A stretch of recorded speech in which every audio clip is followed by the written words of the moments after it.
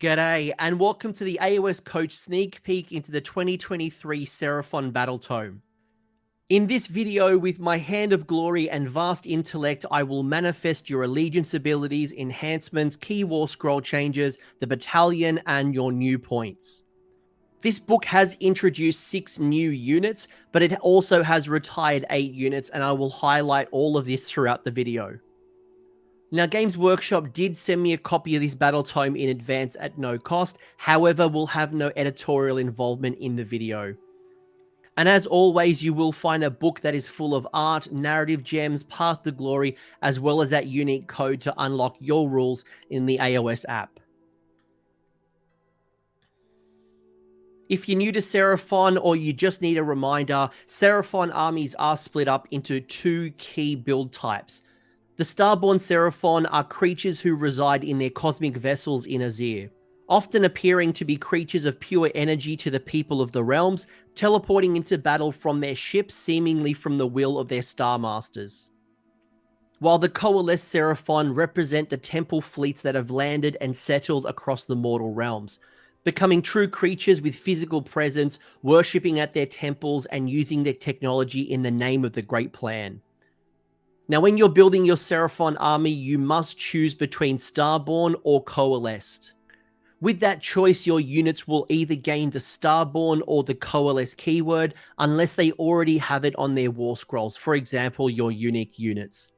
Each type of Seraphon army has its own set of battle traits and enhancements, and will not use the battle traits or enhancement from the other side. You'll also notice your faction terrain, the Realmshaper engine, also has different set of rules depending on your choice of Starborne or Coalesced. But again, we'll unpack all of this through the video.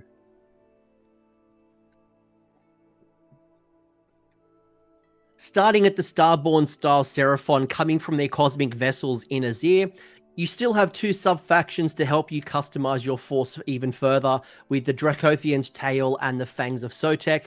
Again, more rules a little later. You've lost the Sacred Asterism's battle trait, and you can no longer draw upon the powers of the heavens to give your boosts of one of 3 different options.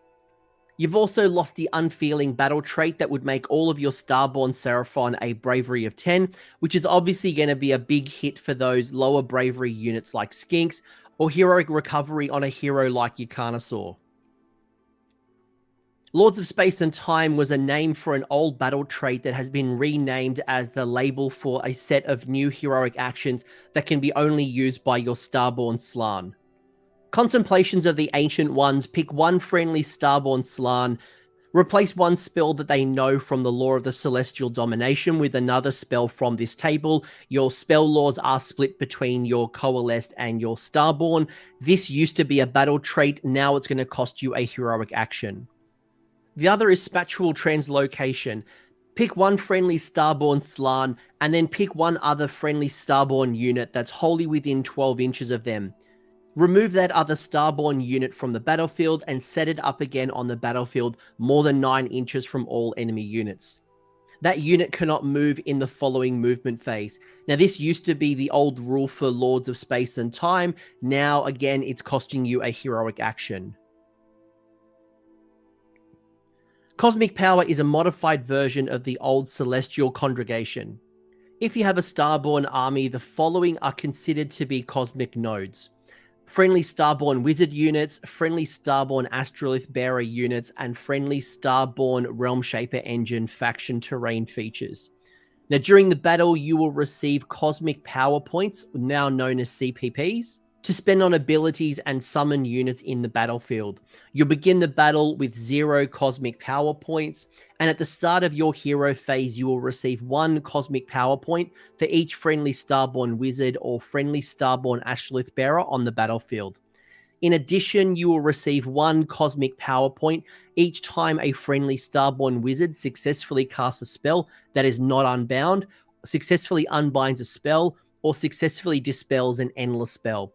In the past, you would have to sacrifice a spell cast in order to generate additional summoning points. Now it's based on a successful spell cast or an unbind or a dispel, which will align perfectly to how you want to play as a Starborne player.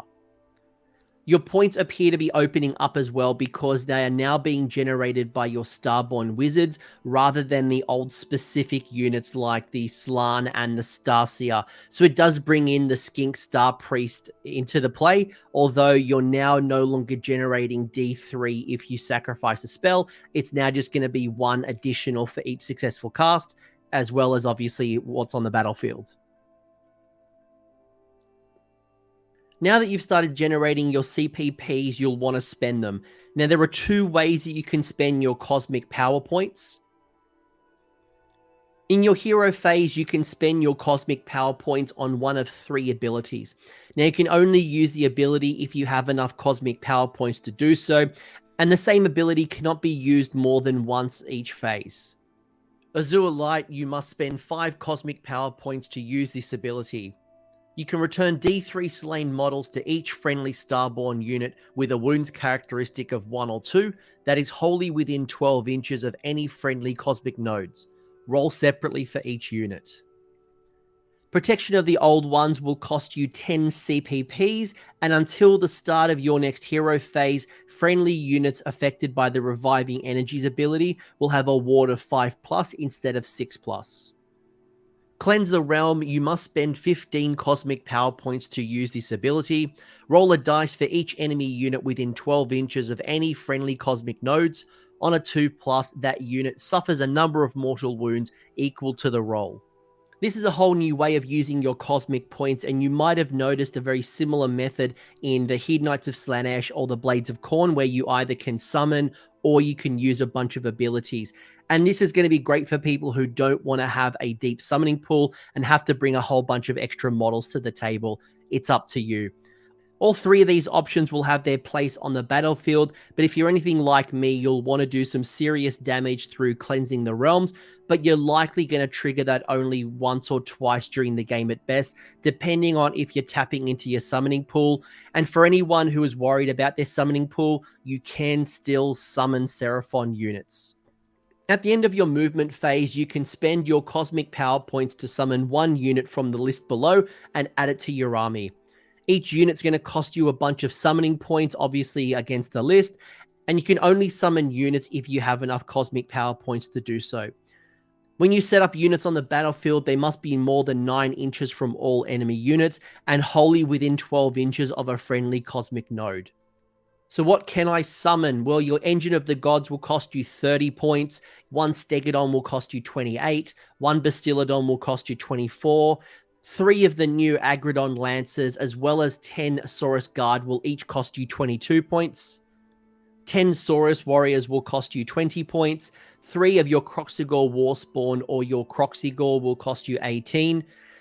5 Raptadon Hunters, 5 Raptadon Chargers, or a spawn of Chotec will cost you 16 CPP.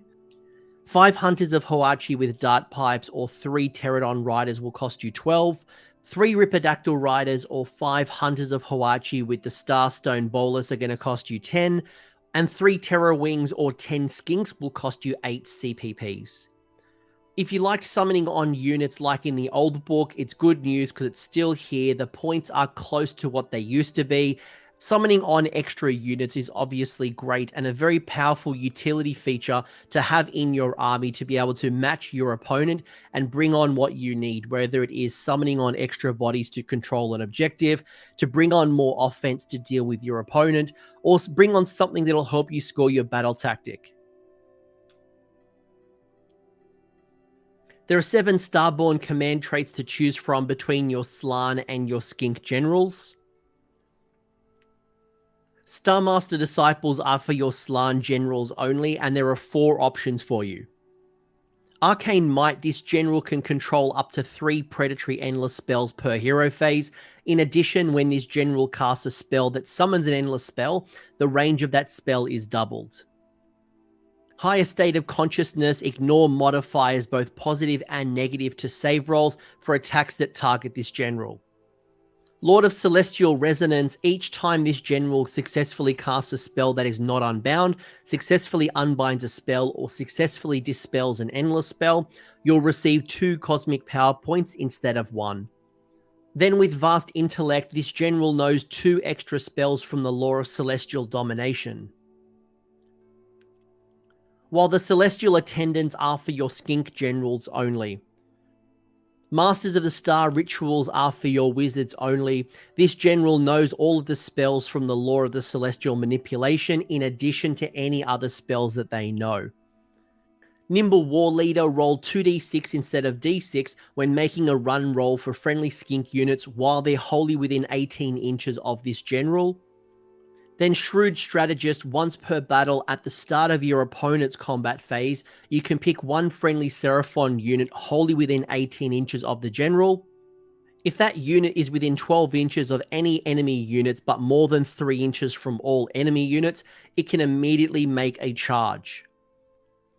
My favorite command trait would be the Lord of the Celestial Resonance to generate additional cosmic power points, though I don't mind Vast Intellect for that extra spells to bring ultimate utility to my Slann. I'm not sure if I would run a skink general, but if I did, it would probably be with Shrewd Strategist. Being able to charge in my opponent's combat phase could really mess up with your opponent's battle tactics and boost up your objective control.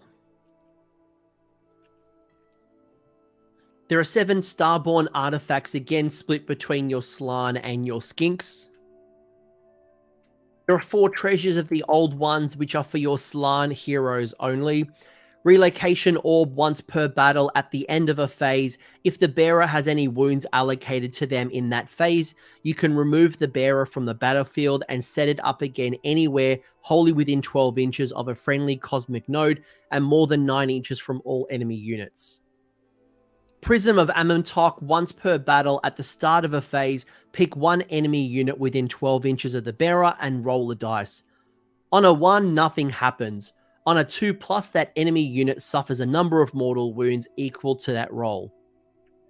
Sotek Dial, after deployment but before the first battle round begins, secretly record a number of a battle round on a piece of paper. At the start of that battle round, reveal the information and then heal all wounds allocated to the bearer. In addition, during that battle round, add 1 to the save rolls for attacks that target the bearer. Then with the Space Folder's Stave, once per turn at the end of your movement phase, if the bearer is on the battlefield, you can say that it will guide the arrival of the Celestial Reinforcements. If you do so, the next friendly Starborne unit to be set up on the battlefield can be set up more than 7 inches from all enemy units instead of more than 9 inches. While there are 3 vestments of the priesthood for your skink heroes only. Incandescent Retresses, at the start of each of your hero phases, you can heal up to D3 wounds allocated to the bearer. Sacred Stegodon Helm, add 1 to save rolls for attacks that target the bearer. In addition, add 1 to the damage characteristic of melee weapons used by the bearer if it made a charge move in the same turn. Finally, the Cloak of Feathers is for a skink hero that doesn't have the monster keyword. Now subtract 1 from hit rolls for attacks that target the bearer. In addition, add 4 inches to the bearer's movement characteristic and the bearer can fly. My favorite artifacts would either be the Face Folder's Stave for the ability to bring on units outside of 7 inches of an enemy rather than 9 inches. Though I don't mind the Zodiac Dial, I would probably just pick Battle Round 3 most of the time, unless my opponent had a lot of shooting where I might pick Battle Round 2. I also don't mind the Skink artifact that lets me heal D3 wounds in each of my hero phases. It might save me a heroic recovery. Then there are 8 spells in the Starborne spell lore. Law of the Celestial Domination are for your Slann wizards, and there are 5 spells. Comet's Call is a casting value of 7. If successfully cast, pick up to D3 enemy units on the battlefield. If the casting roll was a 10+, you get to pick D6 different enemy units instead of the D3. Now, each of those units that you pick will suffer D3 mortal wounds, and you will roll separately for each unit. Topek's Beneficence is a spell with a casting value of 5 and a range of 18. If successfully cast, pick one friendly skink unit wholly within range and visible to the caster. Until the start of your next hero phase, subtract 1 from wound rolls for attacks that target that unit. Drain Magic is a spell with a casting value of 6. If successfully cast, until the end of the phase, add 1 to dispelling rolls made by friendly units and subtract 1 from unbinding rolls made by enemy units. Mystical Unforging is a spell with the casting value of 8 and a range of 12. If successfully cast, pick one enemy unit within range and visible to the caster. And until the start of your next hero phase, the rend characteristic of that unit's weapons is treated as none.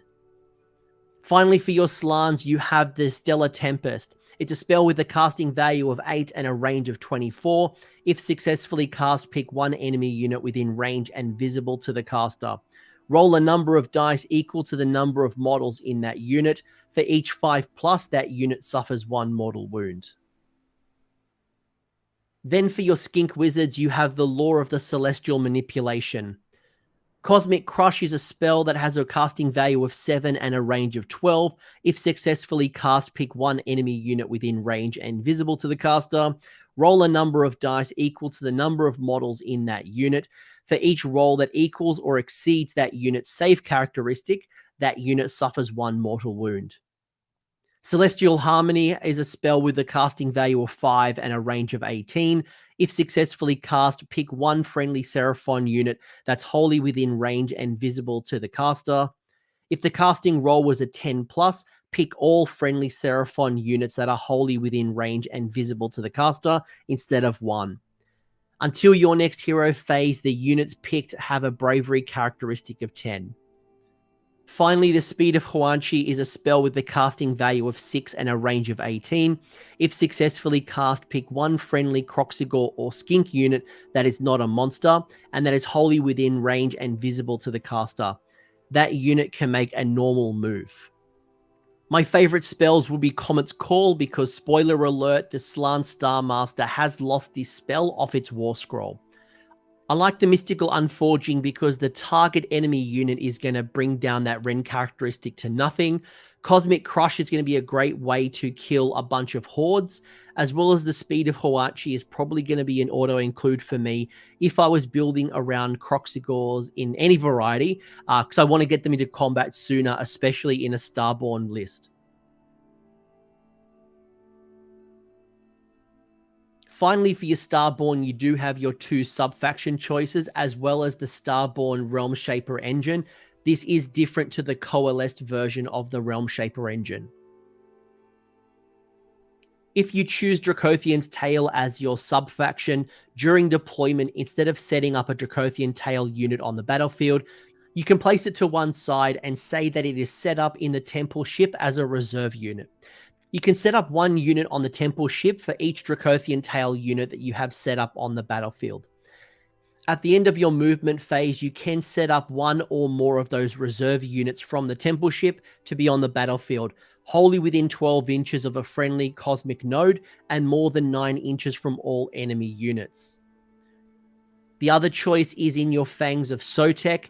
The commanding player of a Fangs of Sotek army can use the redeploy command ability up to 3 times in each of their opponent's movement phases. In addition, the first 2 times the redeploy command is issued to a friendly Fangs of Sotek skink unit in that phase, no command point is spent.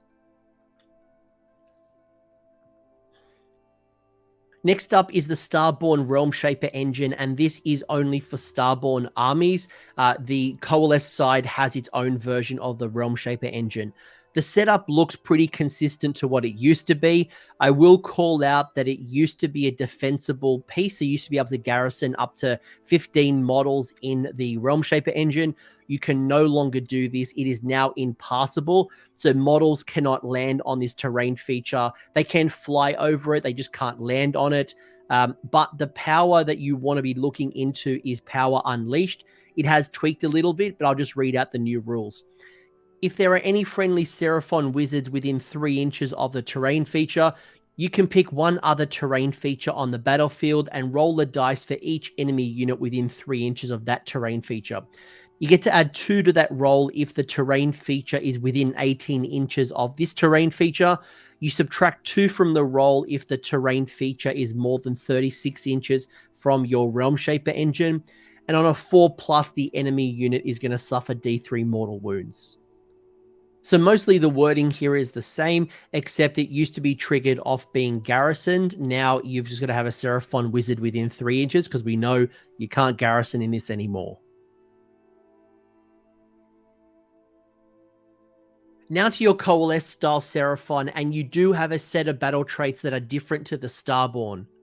At a very high level, it is more combat and monster orientated and less magic and summoning focused to your celestial counterparts. You also have two sub-factions to choose from between Koatl's Claw and Thunder Lizards. You've lost the mount trait options that were available to your Stegodons, your Carnosaurs, and your Troglodons, as well as the Primeval Domain that played around the terrain on the table with some extra deadly and mystical. Predatory Fighters adds 1 to the bite rolls made for Coalesced Saurus and Coalesced Kroxigor units with their Mighty Saurus Jaws, their Saurus Jaws, or their Vice-like Jaws abilities. The various Jaws attacks are no longer a melee attack on the unit's warscroll, but rather it's turned into an ability similar to the Dadbod Ogres. Instead of getting +1 attack, it will now bring the bite rolls to be a 5+ to deal a mortal wound. Now, some of the units, like your heroes, will roll multiple bite rolls. Scaly Skin subtracts 1 from the damage inflicted to a minimum of 1 by each successful attack that targets a friendly Coalesced unit that is either a Saurus, a Kroxigor, or a monster keyword. This seems to be unchanged and is always going to be a great feature, perhaps one of the best native abilities within the book. While you did lose your mount traits, you have gained some new monstrous rampages through the Beasts of the Dark Jungles, which can be chosen by Coalesced monsters instead of any other ones they can normally carry out, like Roar or Stomp. Gargantuan Jaws can be only carried out by a Carnosaur. Pick 1 enemy unit within 3 inches of this unit and roll a dice. If the roll is greater than the model's wounds characteristic, it is slain. Earthshaking Charge can be only chosen by a Stegodon, and it has to have made a charge move in the same phase to carry out this monstrous rampage. Now pick 1 enemy unit within 1 inch of this unit and roll a dice. On a 4+, the Strike Last effect applies to that unit until the end of the following combat phase. Bludgeoning Sweep is only for Bastiladons. Pick 1 enemy unit within 3 inches of this unit that is not a monster and roll a dice. If the roll is less than the number of models in that enemy unit suffers a number of mortal wounds equal to the roll. Odious Roar is only for Troglodons. Now roll a dice. On a 2+, until the end of the following combat phase, the range of this unit's Stench of Death ability is 12 inches instead of 9 inches.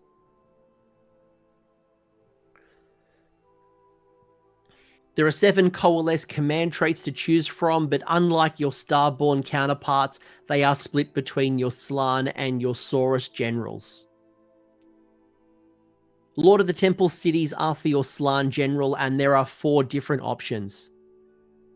Wrath of Eons, once per battle at the start of your combat phase, you can say that this general will rouse the wrath of the Seraphon. If you do so until the end of that phase, add 1 to the attack characteristic of melee weapons used by friendly Saurus and Kroxigor units while they're wholly within 12 inches of this unit. Custodian of the Divine Technologies, pick 2 artifacts of power from the Treasures of the Temple Cities table and note them on your army list. Now, this general has both of those artifacts of power, but they cannot be given any other artifacts. These 2 artifacts of power are in addition to the first artifact of power enhancement that your army would normally take. Master of the Material Plane, this general knows 2 extra spells from the lore of the Ancient Domains.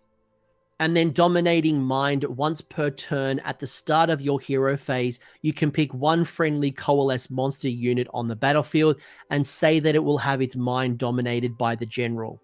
If you do so, roll a dice. On a 2+, add 1 to the wound rolls for attacks made with melee weapons by that unit until the start of your next hero phase.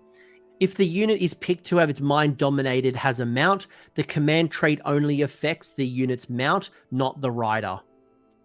Savage Commanders are your Saurus general options. Prime Warbeast is for units that have a mount only. Now you get to add 1 to the attack characteristic of weapons used by that general's mount. Thickly Scaled Hide, you get to add 1 to the save rolls for attacks that target this general.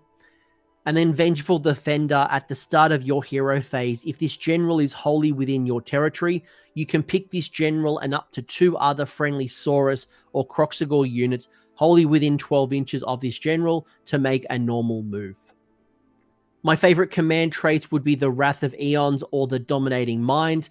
Wrath of Eons if I'm using a Koatl's Claw army with plenty of Saurus and Kroxigor, and Dominating Minds with Thunder Lizards for that sweet +1 to wound on a Stegodon or a Carnosaur.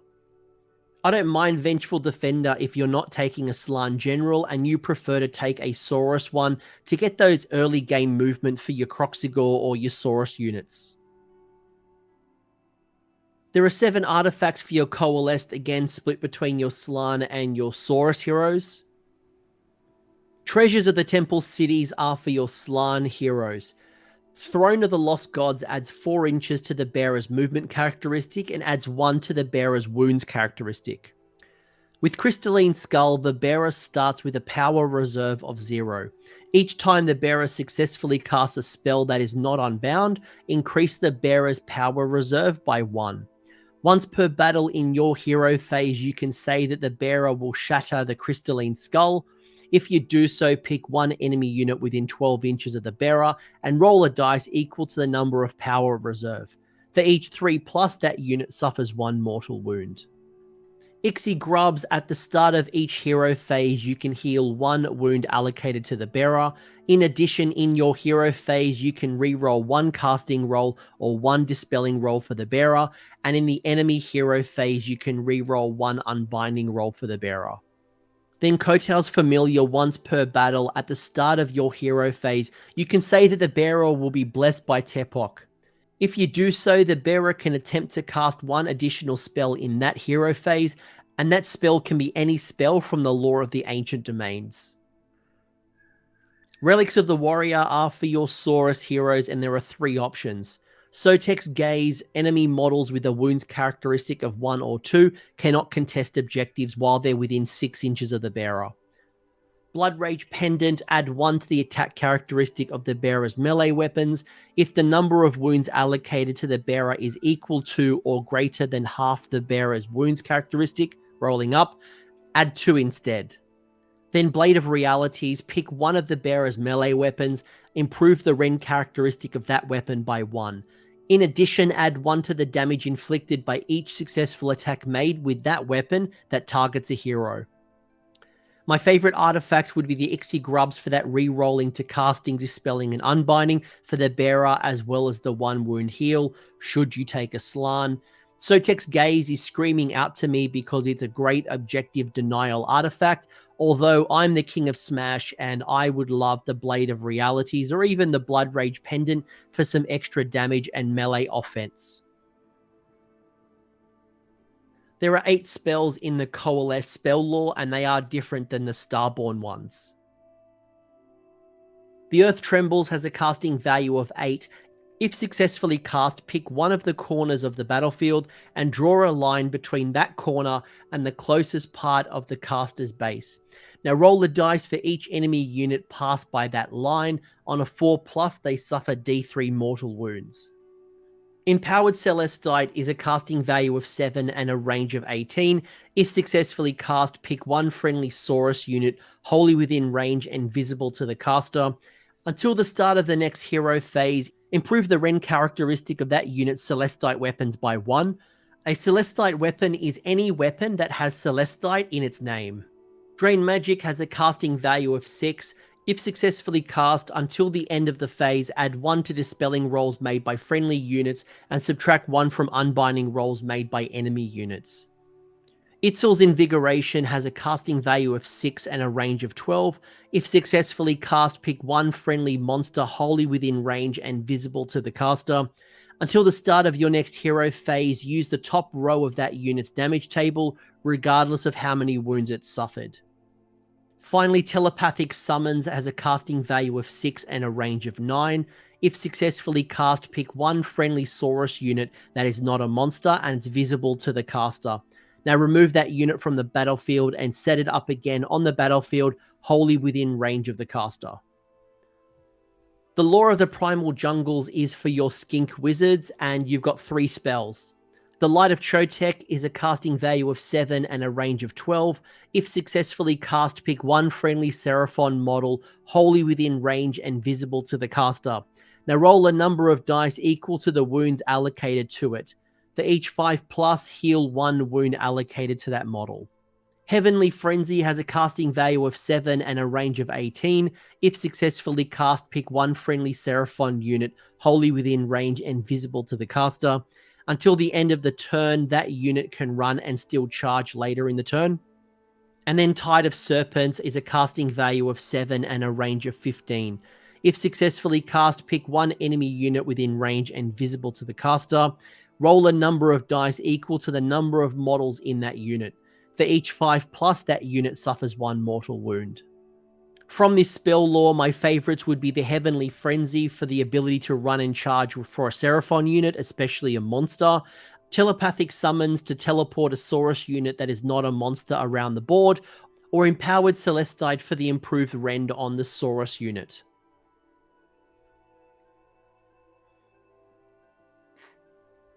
Finally, we have the 2 sub-factions as well as your coalesced version of the Realmshaper engine. Koatl's Claw is one of your 2 sub-faction choices, and you get to add 1 to the wound rolls for attacks made with melee weapons by friendly Koatl's Claw Saurus or Koatl's Claw Kroxigor units that have made a charge move in the same turn. Alternatively, your Thunder Lizards is your other sub-faction, and at the end of the charge phase, you can carry out 2 monstrous rampages for each friendly Thunder Lizards monster instead of 1, remembering that Coalesced has gained a whole bunch of additional monstrous rampages. Next up is your Coalesced Realmshaper engine. Again, it is different to the Starborne one. It too is impassable, so it's lost the garrison ability, and it also can only be used in a Coalesced army. The ability you want to know about here is the Fierce Guardians. Add 1 to the bite rolls made for Coalesced Saurus and Coalesced Kroxigor units using the Mighty Saurus Jaws, the Saurus Jaws, or the Vice-like Jaws ability if they are wholly within 12 inches of this terrain feature. In addition, use the top row of the damage table for friendly Coalesced monsters if they are wholly within 12 inches of this terrain feature, regardless of how many wounds the unit has suffered.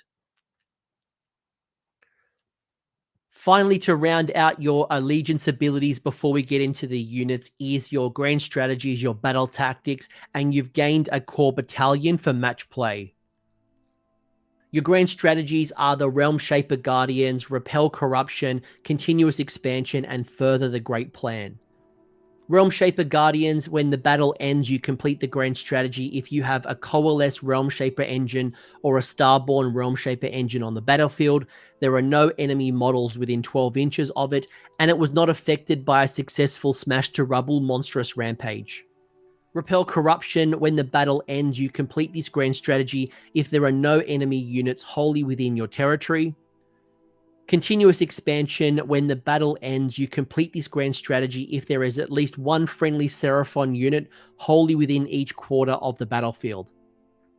Finally, Further the Great Plan, when the battle ends, you complete this grand strategy if you have completed 4 or more battle tactics, and each of those battle tactics were from the March of the Seraphon host, which is your Seraphon battle tactics we'll talk about in a second.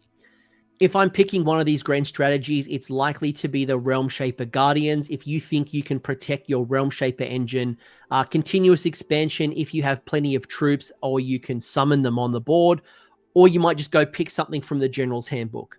If you previously looked at the old version of the Continuous Expansion that came from White Dwarf, you'll notice that now it is no longer locked to a Coalesced army, while the Astromatrix White Dwarf Grand Strategy was not brought into the new book.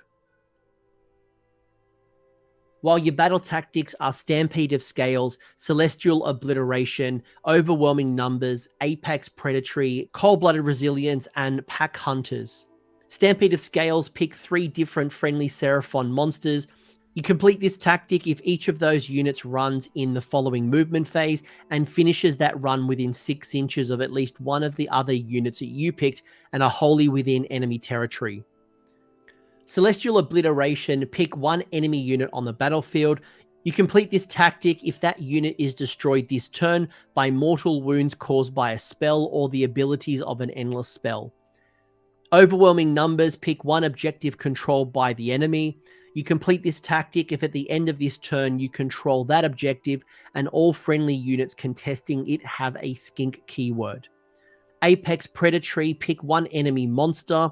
You complete this tactic at the end of this turn if that enemy unit was destroyed by an attack made by a friendly Seraphon monster. Cold-Blooded Resilience, pick one friendly Saurus or Kroxigor unit within 3 inches of an enemy unit. You complete this tactic at the end of this turn if that unit was not destroyed, you did not retreat, and it was not removed from the battlefield. Finally, Pack Hunters, pick one enemy unit within 3 inches of only one friendly Aggradon unit. You complete this tactic if at the end of this turn, that unit is within 3 inches of 2 or more friendly Aggradon units. There's plenty of achievable battle tactics for you to score depending on how you build your list, but realistically, when I look at this list and think about the Coalesced or the Starborne, think about a Thunder Lizard build, think about all the different builds, there should be at least 2 achievable battle tactics regardless of how you build your list, in addition to obviously the General's Handbook. Stampede of Scales was kept from the White Dwarf, but if you did use Might of the Starborne, that's no longer around. Finally, from your match play rules, you do have one core battalion that you can use in match play, and that is the Thunderquake. It's mandatory that you take a Stegodon Chief as well as 2 Bastiladons or Stegodons. You mix and match how you want to choose. In addition, your optional choices are 2 units of Kroxigor, 1 Engine of the Gods, and 1 Spawn of Chotec. The benefits of this battalion will be Swift or Slayers, which will give you a free command point for either at the double, Forward to Victory, All That Attack, or Unleash Hell, depending on if you pick Swift or Slayers. You don't get both, it's one or the other. This battalion's alright. If your list already included these units, it's going to help you package up those monsters. But outside of that, I probably wouldn't use it. I wouldn't start here and then build my whole strategy and my list around it.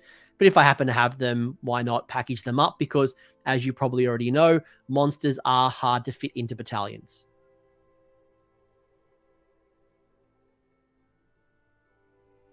There are 6 new units in this Battletome, which isn't including the updated sculpts like the Slann Starmaster. Let's start with the Kroxigor Warspawned, which is a new variant to the Kroxigor. Now it has a move of 5 inches, a save of 4+, a bravery of 7, and 4 wounds each. It has 2 melee profiles and no shooting attack. This unit is armed with the Drakefang Warpick, and 1 in every 3 models can replace that weapon to have a Starfang Warpick. The standard Drakefang Warpick has a range of 2, 3 attacks, hits on 4s, wounds on 3s, Ren -2 for 2 damage, while the special weapon, the Starfang Warpick, has a range of 2, 3 attacks, hits on 3s, wounds on 3s, Ren 2 for 3 damage. So the difference here is an extra point of damage, as well as a little bit easier to hit. They do have a couple of special abilities. With Skink Guidance, unit champions of a Skink unit can issue commands to this unit if this unit is wholly within 12 inches of a Skink unit. Heavy Scaled Skin, subtract 1 from wound rolls for attacks made with missile weapons that target this unit. With the Spawn of Sotek, you get to add 1 to the attack characteristic of this unit's melee weapons if any models in a friendly Skink unit wholly within 12 inches of this unit has been slain in this phase. Now get familiar with the new version of the Jaws ability. You'll notice that on all of the War Scrolls, the Jaw attacks have been removed off the profile. So your Saurus, for example, your Kroxigor, other things like that. Instead, they'll have this vice-like Jaws, although there's a couple of them with different names, which are different abilities. But anyway, each time this unit fights, after all the attacks have been resolved, pick 1 enemy unit within 1 inch of this unit and roll 3 dice for each model in this unit within 1 inch of that unit. These rolls are referred to as bite rolls, and for each bite roll of a 6+, that enemy unit suffers 1 mortal wound. The keywords on this War Scroll are Order, Seraphon, Kroxigor, and Kroxigor Warspawned. This unit is definitely worth considering in either a Starborne or a Coalesced list. In Coalesced, it's going to combine nicely for that +1 to the bite roll ability, and in Koatl's Claw, you'll also get a +1 to your wound roll when they charge.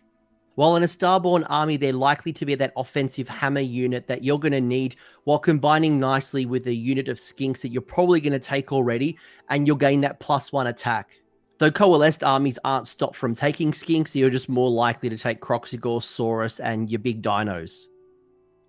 You'll pay 185 points for 3 Kroxigor Warspawned. Next up is your Saurus Scar Veteran on Aggradon, who has a move of 8 inches, a save of 4+, a bravery of 8, and a wounds of 8. This unit is armed with either a Relic Celestite Spear or a Relic Celestite Club, while the mount has its own attacks called the Rending Bites and the Striking Talons. If you arm it with the Relic Celestite Spear, it has a range of 2 inches, 4 attacks, hits on 3s, wounds on 3s, Ren -2 for 2 damage. While the Relic Celestite Club has a range of 1 inch with 5 attacks, hits on 3s, wounds on 3s, Ren -1 for 2 damage. Regardless of how you build it, the Aggradon has its Rending Bites and Striking Talons, which is range of 1 inch, 3 attacks, hits on 3s, wounds on 3s, Ren -2 for 2 damage. The key ability on this War Scroll is Primal Rage. This unit has a rage score that starts at 0 at the start of the battle. At the end of each combat phase, if this unit is within 3 inches of any enemy units, increase the rage score by 1 to a maximum of 3. At the end of each combat phase, if this unit is not within 3 inches of any enemy unit, you'll have to reset its rage score to 0, so you'll want to keep this in combat. While this unit has a rage score of 1 or more, add the rage score to the attack characteristic of the Rending Bites and the Striking Talons. So you could be sitting anywhere between attacks 4 up to attack 6 with the Rending Bites and Striking Talons. You also get Alpha Roar, and once per battle at the start of your combat phase, you can pick one friendly unit with this ability on the battlefield and unleash a Feral Roar. If you do so, increase the rage score of friendly Aggradon units wholly within 18 inches of this unit by 1 to a maximum of 3, so it's going to combine nicely with the Aggradon unit we're going to see in a second. The keywords on this War Scroll are Order, Seraphon, Saurus, Hero, Aggradon, and Scar Veteran. The Saurus Scar Veteran on Aggradon is going to cost you 175 points, and it's going to be a hero slot. It's not unique. Which leads us into the Aggradon Lancers. They have a move of 8 inches, they have a save of 4+, a bravery of 8, and 5 wounds each. There is 3 models in this unit, and you'll pay 210 points. Obviously, you can reinforce them. Much like the Aggradon Scar Veteran, each model in this unit is either armed with a club or a spear, and every model in this unit must be armed with the same weapon option that you choose. If you choose the Relic Celestite Spear, it has a range of 2 inches, 3 attacks, hits on 4s, wounds on 3s, Ren -2 for 1 damage. While the Celestite Club has a range of 1 inch, 3 attacks, hits on 3s, wounds on 3s, Ren -1 for 1 damage. Your mount has the Rending Bites and Striking Talons, which has a range of 1 inch, 3 attacks, hits on 3s, wounds on 3s, Ren -2 for 2 damage. One model in this unit can be the champion, and it becomes the Aggradon Lancer Alpha, where you get to add 1 to the attack characteristic of its either Celestite Club or the Spear. 1 in every 3 can be an Icon Bearer, and you get to add 1 to the Bravery characteristic while that model's in the unit. Also, 1 in every 3 can be a War Drummer, and you can add 1 to the Run rolls and Charge rolls for this unit while you have the War Drummers. This unit also has Primal Rage, which is exactly the same as what we spoke about on the Scar Veteran on Aggradon, which is where they start with a Rage score of 0 at the start of the battle. At the end of each combat phase, if the unit's within 3 inches of an enemy unit, you increase the Rage score by 1 to a maximum of 3. If it's not within 3 inches, that Rage score sets to 0. And while it has a Rage score of 1 or more, you add that number to the attack characteristic of the Rending Bites and the Striking Talons. It has the keywords of Order, Seraphon, Aggradon, and Aggradon Lancers. This unit has replaced your Saurus Knights and have become more elite. This unit is a unit of 3, while your Saurus Knights used to be in a unit of 5. They'll do more damage than the old Knights with a much higher rend and more attacks. You're getting 5 more wounds than you would have with your Saurus Knights, but you'll notice that the points have basically doubled. You've gained some extra rules like Primal Rage, which could be brutal mid-game when you're up to 6 attacks on the mount with those Ren 2 damage 2, but you're going to have to keep them alive. The Scarvet on Aggradon isn't necessary to make this Aggradon Lancers unit work. With the champion, it can issue its own command and be an independent threat piece. It's the same as true in reverse, where the Scarvet on Aggradon could be taken without the Aggradon Lancers to have that mounted hero to go out and do its thing. Although if you did combine the two, you would gain more benefits, as we talked about with that Alpha Raw, to max that rage score a little sooner. The spawn of Chotec has stepped in for your Salamander and your Raptadon hunting pack. It has a move of 5 inches, a save of 4+, a bravery of 5, and 8 wounds. The spawn of Chotec does come with 3 Sun Acolytes that are armed with the Celestite Goads. They have to remain within 1 inch of the spawn of Chotec, and the spawn of Chotec and the crew are treated as one model. It has 2 options for a shooting attack as well as 2 melee attacks. Each time this unit is chosen to shoot, you will need to choose either the Globe of Flame Acid or the Stream of Fire weapon characteristic for that shooting phase. If you pick the Globe of Flame Acid, it has a range of 24 inches, 1 attack, hits on a 4+, wounds on a 2+, Ren -2 for d6 damage, while the Stream of Fire has a range of 12 inches, an asterisk attack, so we'll talk about that in a second, 2 to hit, 3 to wound, Ren -2 for 1 damage. If you choose the Stream of Fire with that asterisk attack, the attack characteristic of the Stream of Fire is equal to the number of models in the target unit to a maximum of 10 attacks. While if you choose the Globe of Flame Acid, if any wounds caused by attacks made with the Globe of Flame Acid are allocated to an enemy unit, subtract 1 from save rolls for attacks that target that unit until the end of the turn. Now, the same unit cannot be affected by this ability more than once per turn. Along with the shooting attacks, it does have those 2 melee profiles. The Fiery Maw has a range of 1 inch, 3 attacks, hits on 3s, wounds on 3s, Ren -2 for 3 damage, while the crew have the Celestite Goads, which have a range of 1 inch, 3 attacks each, hits on a 4, wounds on a 4, no rend for 1 damage. The keywords are Order, Seraphon, Skink, Salamander, and Spawn of Chotec. They'll cost you 125 points for 1, and they are an artillery choice. Compared to the Salamander, this unit is cheaper, it has more wounds, and it has the ability to do long and short range damage. Both the short and the long range shooting attacks, I would argue, do more damage unless you're trying to handle a well-armored saved unit at short range, but you're going to be burninating some peasants with that Stream of Fire. I think you will miss, though, the mortal wounds on 6s that the old Salamander used to have.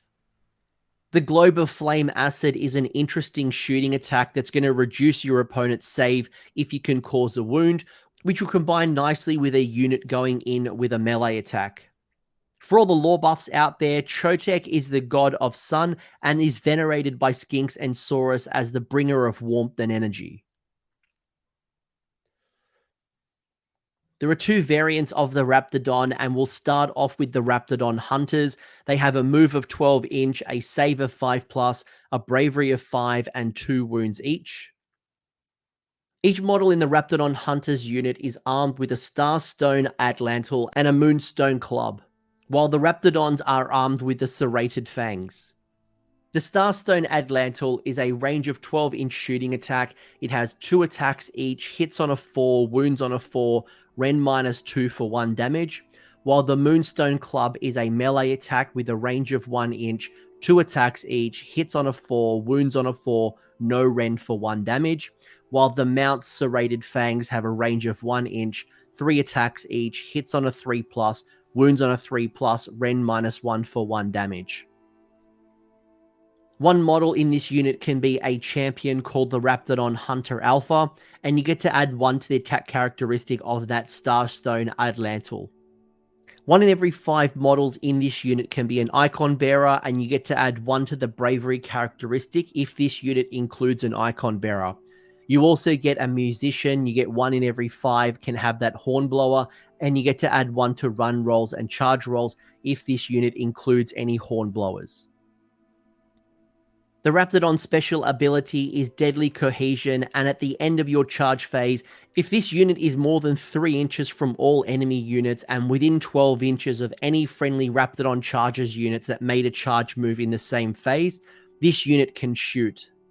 If it does so, it must target the unit within 3 inches of a friendly Raptadon Chargers unit that had made a charge move in that phase. Now, the Raptadon Chargers are going to cost you 150 points for 5, and their keywords are Order, Seraphon, Skink, Raptadon, and Raptadon Hunters. The other variant is the Raptadon Chargers, which have a move of 12 inch, a save of 5+, a bravery of 5, and 2 wounds each. Each model in a Raptadon Chargers unit is armed with the Tipok Lancers, while the mounts are also armed with the serrated Fangs. The Tipok Lance has a range of 1 inch, it has 3 attacks each, hits on a 4, wounds on a 3, Ren -1 for 1 damage, while the serrated Fangs are range of 1 inch, 3 attacks, hits on a 3, wounds on a 3, Ren -1 for 1 damage. Much like the Raptadon Hunters, they have the same champion, icon bearer, and musician, champion being +1 attack, standard bearer giving you +1 bravery, and your musician gives you +1 to your run and your charge rolls. This unit has 2 special abilities, the first one being Cold-Blooded Unity. Add 1 to the hit rolls for attacks made by this unit's Tipok Lancers that target an enemy unit if that unit was the target of a shooting attack made by a friendly Raptadon Hunters unit in the same turn. The other rule is Geomantic Empowerment, and the damage characteristic of this unit's Tipok Lancers is 2 instead of 1 if this unit is contesting an objective or if it's within 3 inches of any terrain features with the Arcane Scenery rule. The Raptadon Chargers are also 150 points for 5, and they have the keywords Order, Seraphon, Skink, and Raptadon Chargers. Now, I love the Raptadon models as they remind me of Velociraptors. I like the 1-2 punch between the Chargers and the Hunters, when the Chargers charge and then the Hunters get to shoot with that set of Ren 2 attacks, but it is only 1 damage. Now, because it is in the charge phase, your opponent's not going to be able to use all-out defense, which is going to help you make the most of that combination. Then you'll get +1 to hit with the Chargers because the target enemy unit was also shot at by the Hunters. Now, if you fight over an objective or within 3 inches of that arcane terrain, you're going to get 2 damage lance attacks as well. If you didn't want to invest into both units, I can see people taking the Hunters if they want those mid-range shooting, objective contesting, and general harassment units, although you do have plenty of options. I'm not sure I would take the Chargers on my own. I think I'd rather the Aggradon Lancers instead for that type of role, but it's up to you. I could definitely see, again, depending on if you coalesce Starborne, what else is in your unit. There is a role they could possibly work. But for me, I'd probably rather more of the offense coming from the Aggradon Lancers. It's not all new units and warscroll updates because some of those new units were designed to replace some of the former range. Not all, but some. So I want you to take a moment here and pour one out for the Seraphon Graveyard because the following units are no longer in match play.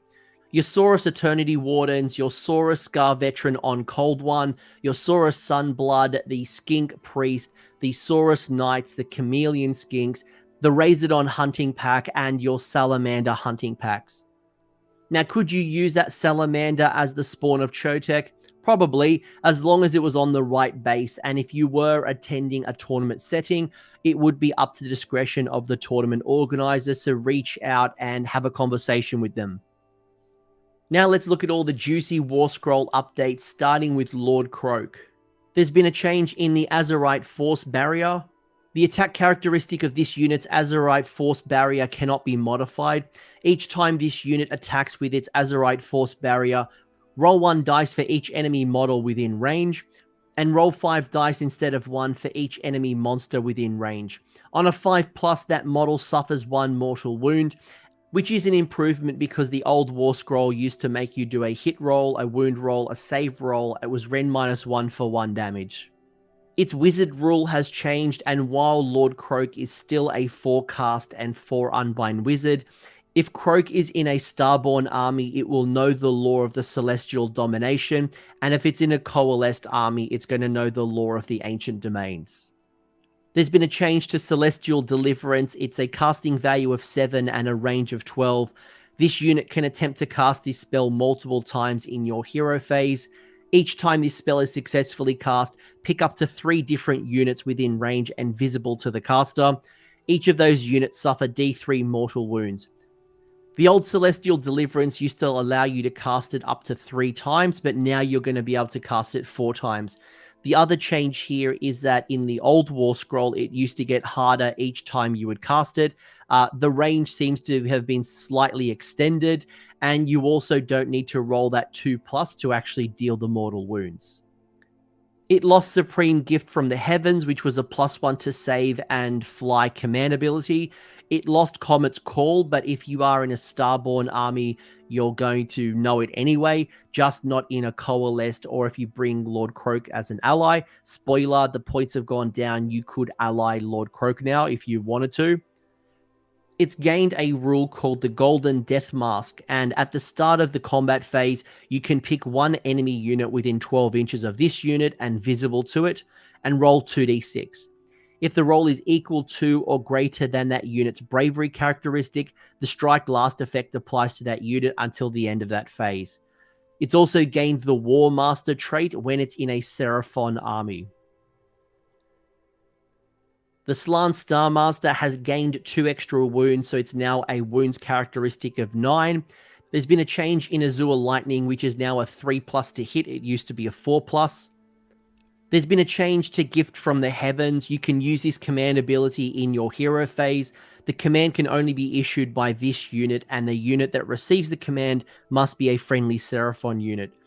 Until your next hero phase, that unit can fly. In addition, add 1 to save rolls for attacks made with missile weapons that target that unit until your next hero phase. It's basically the same command trait. The range has gotten shorter unless you make your Slann Starmaster your general.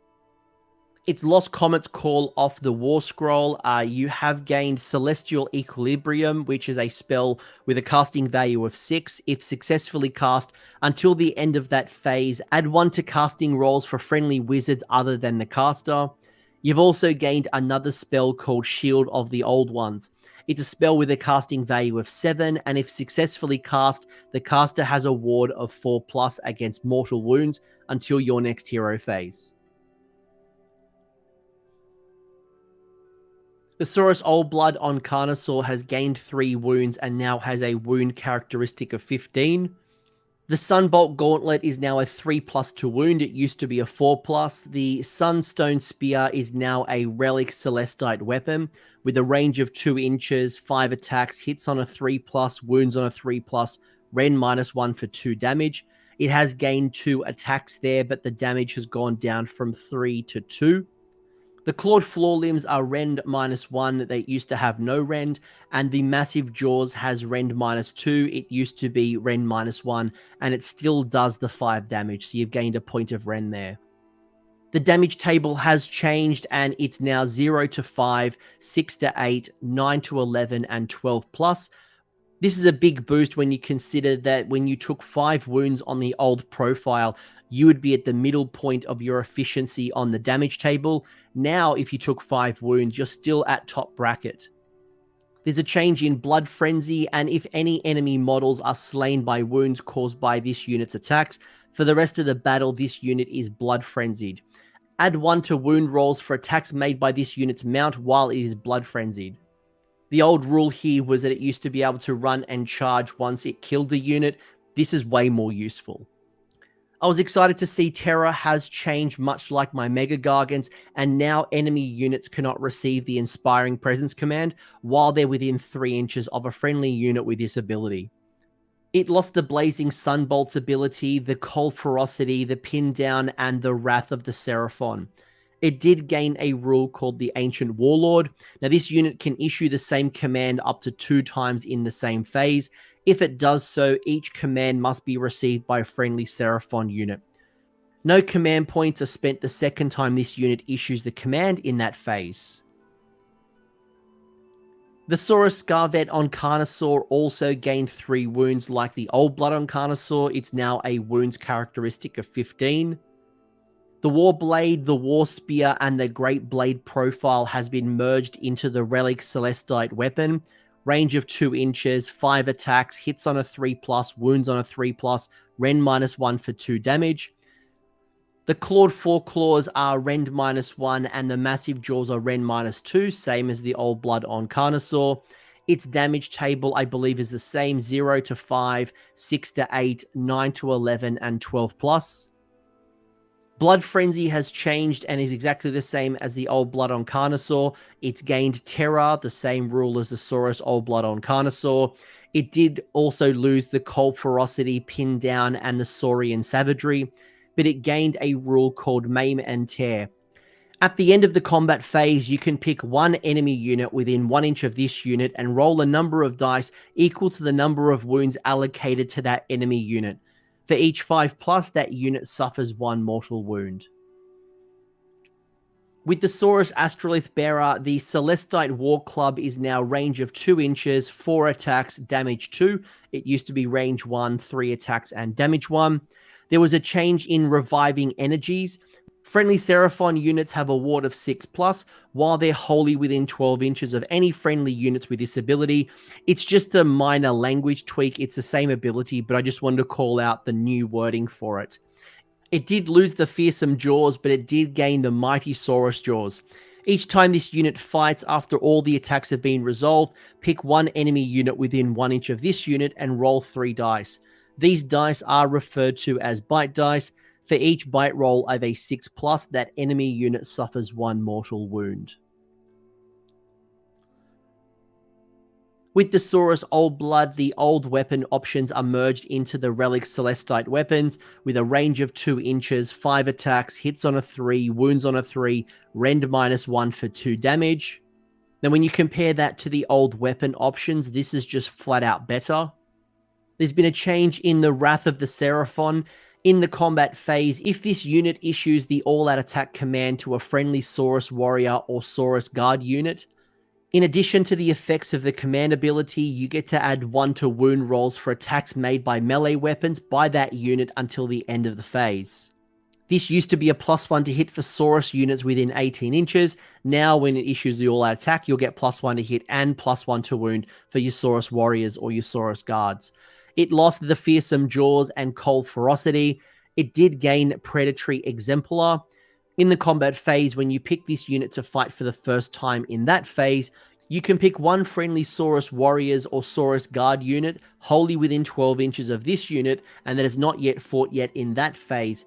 This unit and that unit can fight one after each other in the order of your choosing. It too has gained the Mighty Saurus Jaws like the Astrolith Bearer. Basically, after your attacks have been resolved, you pick one enemy unit within 1 inch of this unit and roll 3 dice. These are your bite rolls. For each bite roll of a 6+, that enemy unit suffers 1 mortal wound. Speaking of your Saurus warriors, they have now gained an extra wound. They used to only have 1 wound each. They've now got 2 wounds each. The Celestite Spears is now 2 attacks and rend -1, while the Celestite Clubs is 2 attacks and they hit on 3s. The Spear was 1 attack with no rend, and the Club has gained an extra attack and it's become easier to hit, so boosts all around. The Standard Bearer on the Saurus Warriors is now 1 in every 10, and it adds 1 to the Bravery characteristic if it includes that Icon Bearer. It used to issue a -1 to Bravery to enemy units within 6 inches. The Musician has also changed. It's now 1 in every 10, and you get to add +1 to your run rolls and your charge rolls if it includes those War Drummer Musicians. This used to let you reroll charges, and both the Musician and the Standard Bearer used to only be 1 in every 5. Now it's 1 in every 10. Ordered Cohorts has changed, and you get to add 1 to save rolls for attacks that target this unit if it is contesting any objectives, or if it's wholly within your territory. This used to be +1 attack if it had 15 or more models in the unit. It has lost powerful jaws, but in its place you've gained the Saurus jaws. Each time this unit fights after all the attacks have been resolved, pick one enemy unit within 1 inch of this unit and roll 1 dice for each model in this unit within 1 inch of that unit. These rolls are your bite rolls that you've heard already a number of times, and for each bite roll of a 6+, that enemy unit suffers 1 mortal wound. Your Saurus Guard have got a base save now of a 3+, they used to be a 4+, and the Celestite Pole Arms is range of 2 inches, it used to only be 1 inch. The Standard Bearer and the Musician are the same as the Saurus Warriors, so the +1 to your Bravery or +1 to Run and Charge, but unlike the Warriors, your Saurus Guard are still getting their Standard Bearer and Musician for 1 in every 5, while our Warriors are 1 in every 10. They lost the powerful jaws and in its place is gained the Saurus jaws, which is the same as the Saurus Warriors, and there has been a change in the selfless protectors. Before you allocate a wound or a mortal wound to a friendly Seraphon hero that is not a monster, or instead of making a ward roll for a wound or a mortal wound to be allocated to a friendly Seraphon hero that is not a monster, if this unit is within 3 inches of that friendly Seraphon hero, you can roll the dice.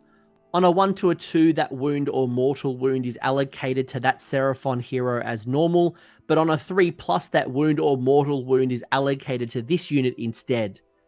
Now, this rule used to be locked to only protecting Slann, so now it's open up to be all Seraphon heroes that aren't a monster.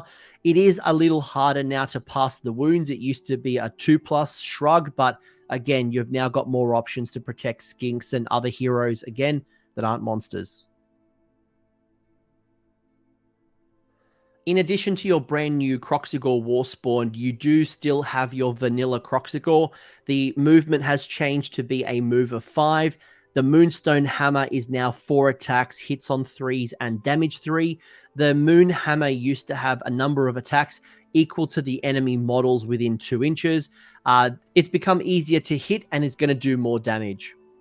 The Vice-like Jaws is now an ability, and it's the same as the Kroxigor Warspawned. There's been a change in sweeping blows. If the unmodified hit roll for an attack made with a Drakebite Maul or the Moonstone Hammer is a 6, and the target unit has 10 or more models, that attack scores 2 hits on the target instead of 1. Make a wound and a save roll for each hit. This is the rule that used to make your Moonstone Hammer calculate the amount of extra attacks depending on how many models were within 2 inches, and it had no benefit to the Maul. It lost the battle synergy and the jaws of a steel trap. It's gained the skink guidance we spoke about earlier on the Kroxigor Warspawned, where the unit champions of skink units can issue commands to this unit if this unit is wholly within 12 inches of a skink unit.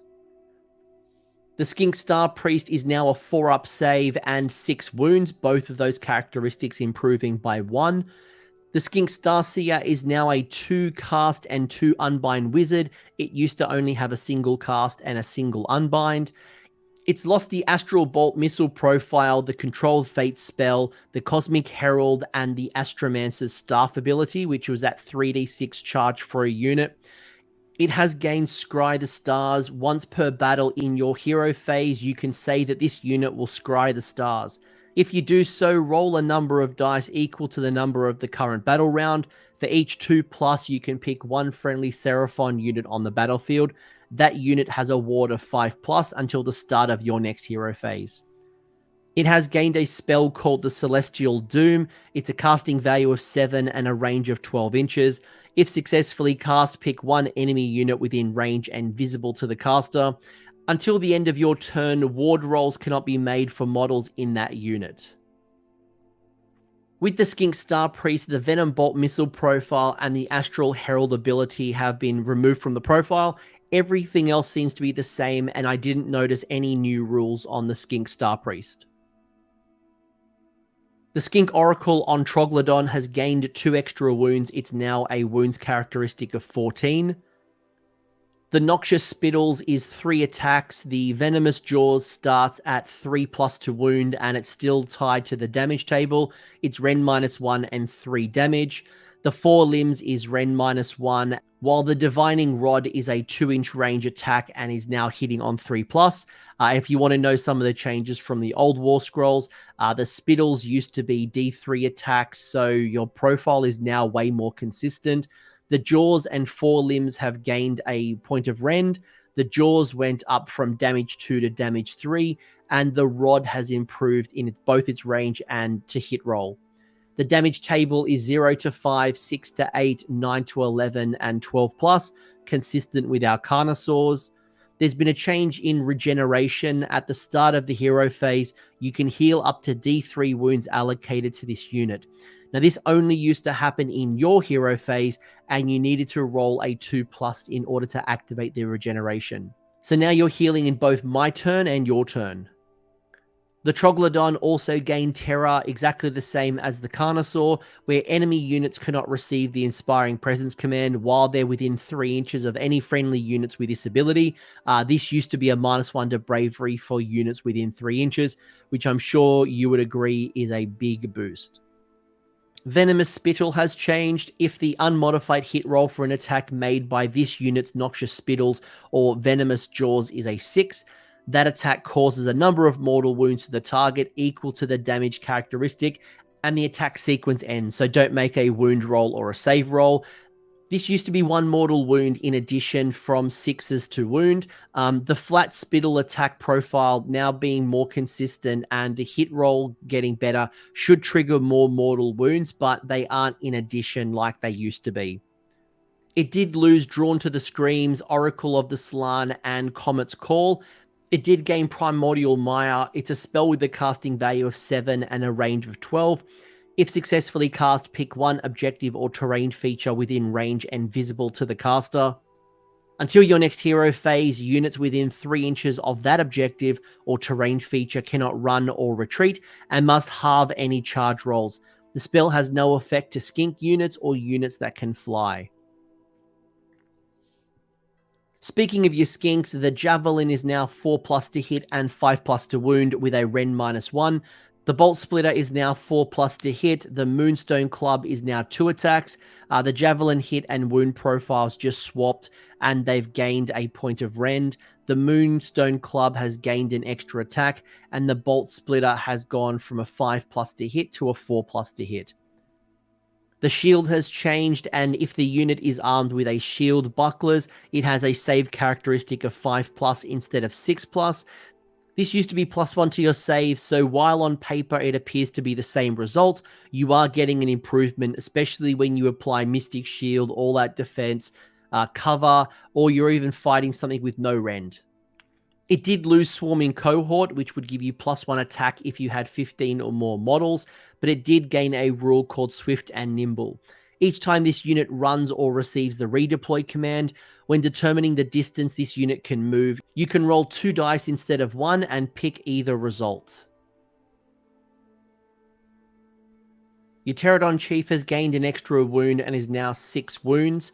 The Skyblade is now 3+ to wound and 2 damage. It used to be 4+ to wound and only 1 damage. There's been a minor improvement in lead from on high.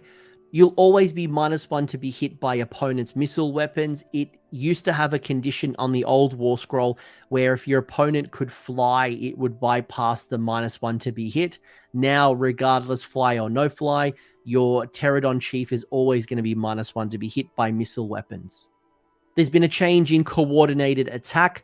Once per battle at the start of your movement phase, you can pick 1 friendly unit with this ability on the battlefield to call down a Pterodon attack.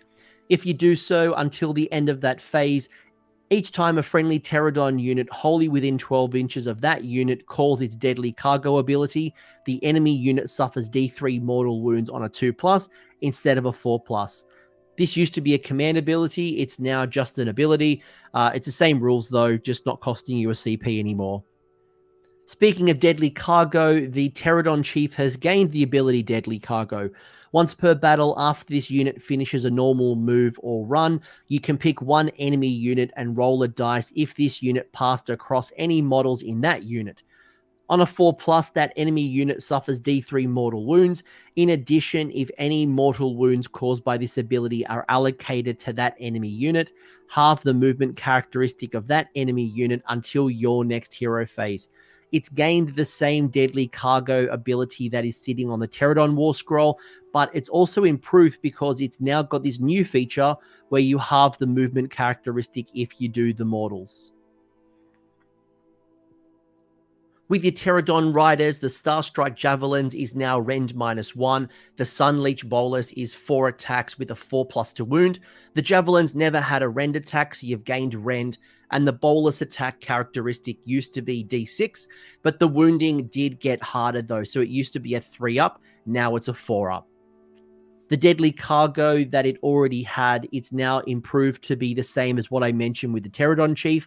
So you've gotten the half move ability in addition to the mortal wounds.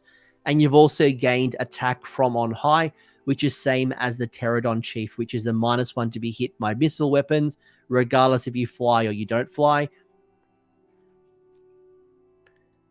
Your Raptadon Chief has now gained an extra wound, so it's now a characteristic of 6 wounds. The Skyblade is now 3 attacks, wounds on 3s, and damage 2. The Tearing Jaws is 3 attacks, rend -1 for 2 damage. The Skyblade has lost an attack, it's improved the 2 wound roll, and it's gained an extra point in damage. While the Jaws has lost an attack, it's gained a point of rend, and it's gained a point in damage. There's been a change in the Raptadon Chief ability. Once per battle at the start of your combat phase, you can pick one friendly unit with this ability on the battlefield and call down a Raptadon assault. If you do so until the end of that phase, add 1 to the attack characteristic of melee weapons used by friendly Raptadon units while they're wholly within 12 inches of this unit. It used to be a command ability and the range has gotten shorter. You used to be able to receive this benefit if you were within 18 inches of the Raptadon Chief. Now it's within 12 inches. It has lost the Vicarious Appetite ability, which was exploding 6s to hit. You have gained the Bloat Toad ability, so you receive 1 Bloat Toad marker for each Raptadon Chief in your army. After the players have received their starting command points, but before the start of the first turn, you can pick 1 enemy unit to have the Bloat Toad for each Bloat Toad marker you have. Place the Bloat Toad marker next to that enemy unit. It's worth calling out that Bloat Toads are not actually units. They're just markers that are used to keep track of when an enemy unit has a Bloat Toad attached to them. Now this becomes important because you've gained a rule called Toad Rage. In the combat phase, add 1 to the hit rolls and wound rolls for attacks made by this unit's Tearing Jaws that target an enemy unit that has a Bloat Toad. It's also gained a rule called Swooping Dive. Subtract 1 from hit rolls for attacks made with missile weapons that target this unit. In addition, if this unit is targeted by attacks made by an enemy unit that received the Unleash Hell command in that phase, those attacks only score a hit on an unmodified roll of a 6. While with the Raptadon Riders, the Moonstone Warspear is now a range of 2 inches and 2 attacks. The Tearing Jaws is rend -1 for 2 damage. All of those are boosts. The Warspear has gained range and gained extra damage. The Jaws have gained rend and extra damage. The Bloat Toad and the Toad Rage is the same as the Raptadon Chief, so you now set it up at the start of the game instead of the combat phase. It no longer lets you re-roll your hits, but it is giving you +1 to hit and +1 to wound. It too lost Vicarious Appetite, and it's also gained the Swooping Dive, which is the same as the Raptadon Chief. The Stegodon Chief is now Bravery 8 and 14 wounds. The Bravery boost is significant when you consider it used to be 5, so it's going to help you a lot with a Heroic Recovery, for example. It's also gained an extra 4 wounds. The Meteoric Javelins are now 4+ to hit, 5+ to wound, and rend -1, while the Meteoric Warspear is now a range of 2 inches. The Javelin's hit and wound has swapped, and it's gained a point in rend, while the Spear has gained an extra inch in range. The damage table has changed to be consistent in what you've seen with the Carnosaurs and the Troglodon, so it's now 0 to 5, 6 to 8, 9 to 11, and 12+. Coordinated strike has changed. Once per turn, this unit can issue a command to a friendly skink unit without a command point being spent. So this used to be a command ability that would give +1 attack in melee to a skink unit. Unstoppable Stampede is now dealing D3 mortal wounds on a 2+. When you finish a charge, it used to be a 3+. And with Steadfast Majesty, you'll add 3 to the bravery characteristic of friendly skink units that do not have the Stegadon keyword while they're wholly within 12 inches of any friendly units with this ability. This used to let you reroll battle shock tests for friendly skink units wholly within 18 inches, but as we know, rerolls are being mostly removed from the game. While your standard Stegadon has also gained a bravery of 8 and 14 wounds, so it's the same change as the Stegadon Chief, the damage table, the Steadfast Majesty, and the Unstoppable Stampede is the same as what I just spoke about with the Stegadon Chief. It's also gained a new rule called the Skink War Party that I absolutely love, where this unit now counts as 10 models for the purpose of contesting objectives.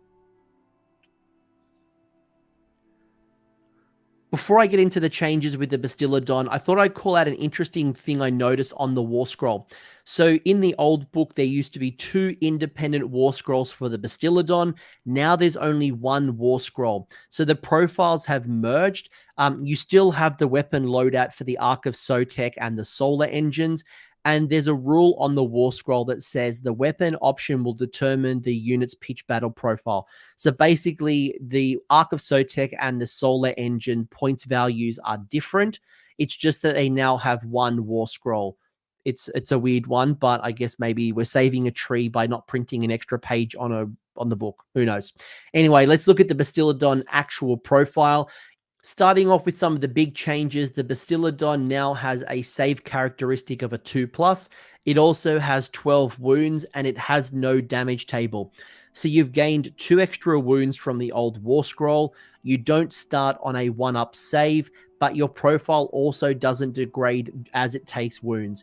I'm sorry, I'm pumped for this change. I hated that 1-up save. It was dumb. I think you and your opponents will be happy overall. Sorry, not sorry. The Meteoric Javelins have changed to be a 4-up save, 5-up to wound, Ren -1.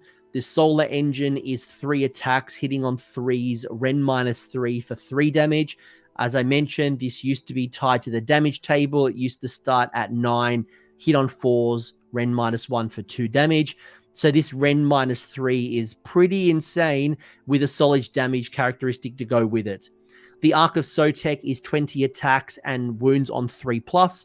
This too used to be tied to the damage table and it used to start at 18 attacks and it used to be 6s to wound. So like with 18 dice with 6s to wound, it was almost like why bother? So I mentioned earlier the damage table has been removed off the War Scroll, but it's also lost the Light of the Heavens, which used to give you +1 damage against Chaos Demons.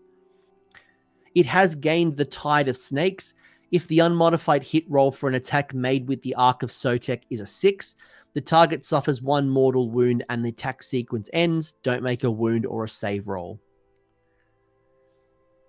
Both versions of the Hunters of Huachi, the Dart Pipes, and the Bolus, as well as the Terror Wings, they all appear to be exactly the same as they are on the AOS app. So calling there, no changes. The Engine of the Gods has significantly changed so much that you're getting a whole section on its own. So the bravery and the wounds have changed. The bravery is 8 and the wounds are 14. Both of those characteristics went up by 2. The damage table, the Meteoric Javelins, the Steadfast Majesty, and the Unstoppable Stampede is the same as the Stegadon Chief. Now the real meaty change here is going to come through the Cosmic Engine. In your shooting phase, you can say that this unit will either harness or reserve the power of its Cosmic Engine. If you say that it harnesses the power, pick one of the effects below and generate a power score by rolling 2d6. If you say that it will reserve the power, nothing happens, but you can roll 1 extra dice the next time this unit harnesses the power of the Cosmic Engine. Now, it's worth calling out that this unit can reserve its power over multiple turns before it harnesses it. So for example, if in turn 1 and turn 2 that you don't use the Cosmic Engine, when you use it, let's say in turn 3, you would roll 2 extra dice when you generate your power, so you'd be doing 4d6 as opposed to 2d6. You've got 4 different options in Healing Light, Bolts of Azure Energy, Time Slows, and Starlight Summons. With Healing Light, on a power score of 2 to 6, nothing happens. On a power score of 7+, you get to heal D3 wounds allocated to each friendly Seraphon unit wholly within 6 inches of this unit. Now roll those dice separately for each unit. With Bolts of Azure Energy, on a power score of 2 to 8, this unit suffers 1 mortal wound. On a power score of 9+, pick 1 enemy unit within 24 inches of this unit and it's visible to it. Now roll a number of dice equal to the power score, and for each 4+, that enemy unit suffers 1 mortal wound. With Time Slows, on a power score of 2 to 10, this unit suffers D3 mortal wounds. On a power score of 11, until the end of the turn, the Strike First effect applies to friendly Seraphon units wholly within 6 inches of this unit.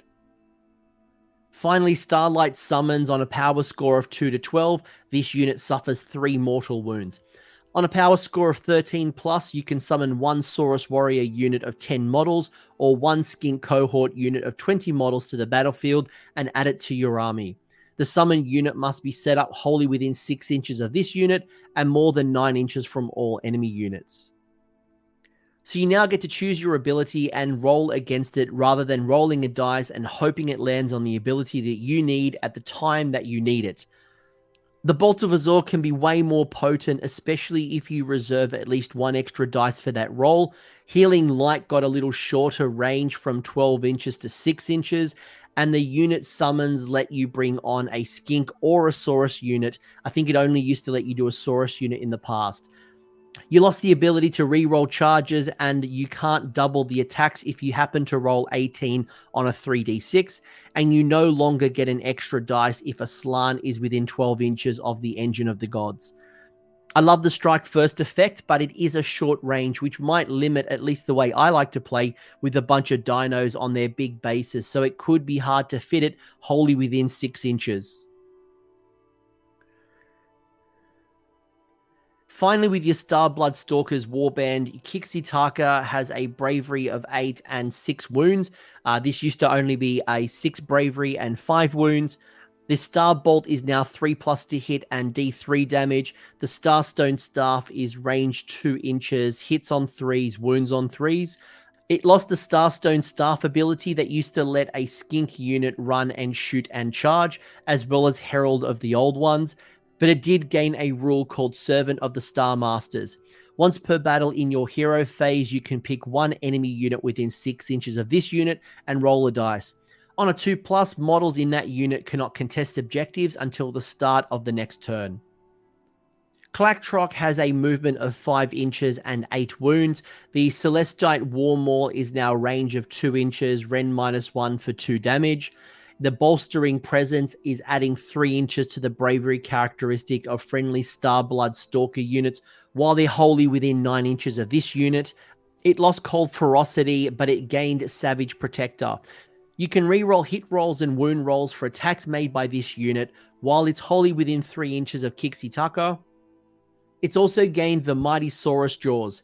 Each time this unit fights, after all the attacks have been resolved, pick 1 enemy unit within 1 inch of this unit and roll 3 dice. These are your bite rolls that we've spoken about already. For each bite roll on a 6+, that enemy unit suffers 1 mortal wound.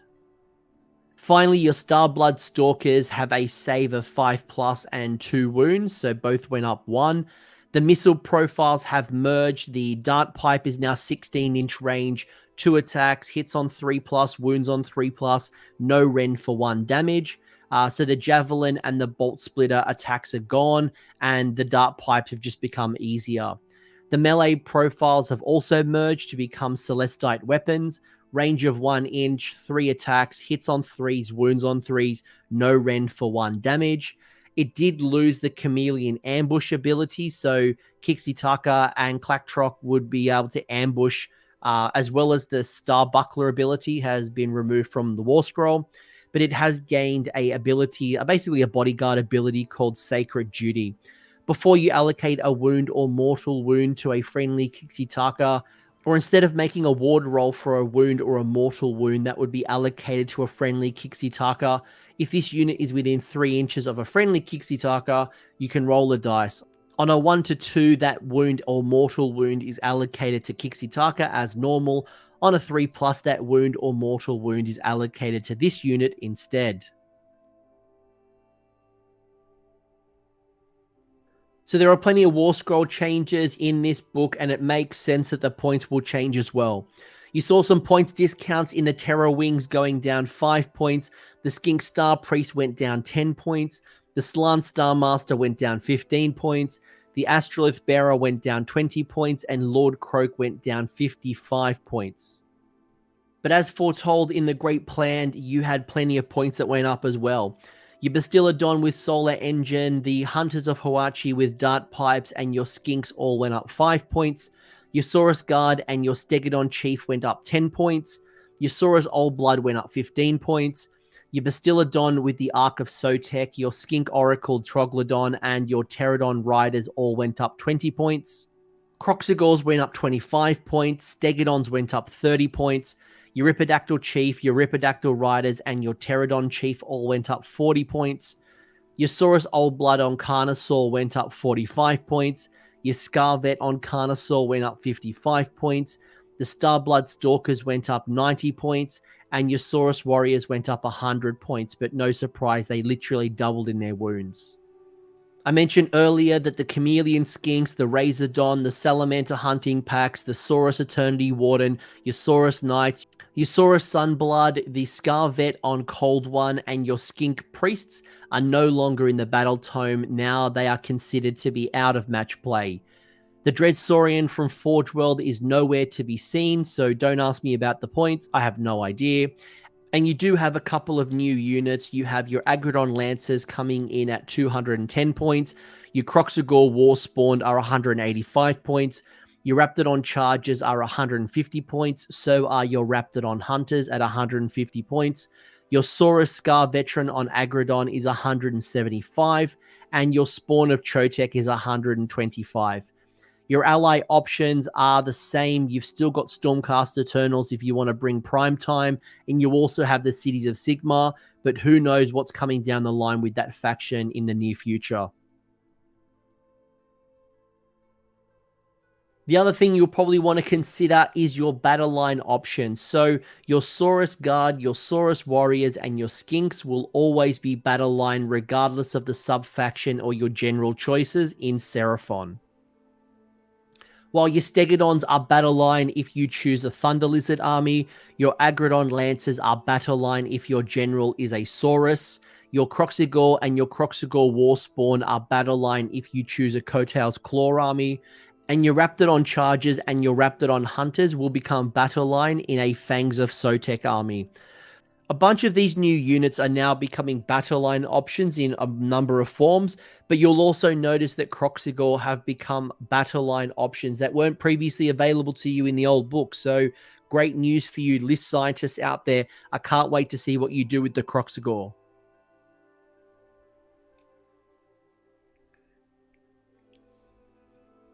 This is a massive book of changes and perhaps my longest preview to date. So that's enough for me because I will go deeper into this faction with experienced players in the near future, both with a Starborne and a Coalesced focused videos. But I want to hear from you in the meantime. Let me know in the comment section what you're thinking so far. Do you play Starborne? Do you play Coalesced? How have these changes impacted you? And let me know what you're thinking about the new units. Do you like them? Which ones do you like and why? Drop it in the comments section, and I hope you found value in this preview. Thanks for hanging around until the end. I hope you enjoyed that video and you walked away with a few new ideas. Now, if you did, I would love it if you pressed like on the video, as well as left me a comment with your thoughts. The conversation will continue over on Discord, and the link is down below in the episode description. I also want to give a massive shout out to the AOS Coach patrons and YouTube members who are supporting the channel and the growth that you're seeing here. So cheers, you are all bloody legends. And until next time, don't roll a double one on a spellcast.